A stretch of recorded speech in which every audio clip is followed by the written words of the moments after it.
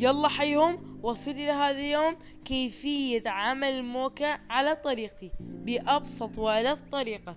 تابعوا الفيديو للأخير.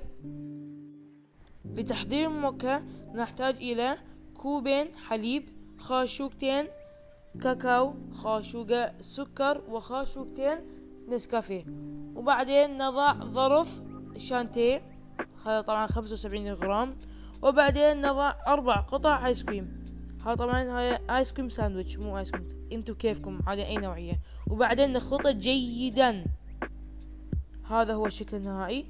هنا عندنا كوب ستاربكس زينا بشوكولاتة شوكولات سيروب، ها شوكولاتة سيروب ايش يسموه.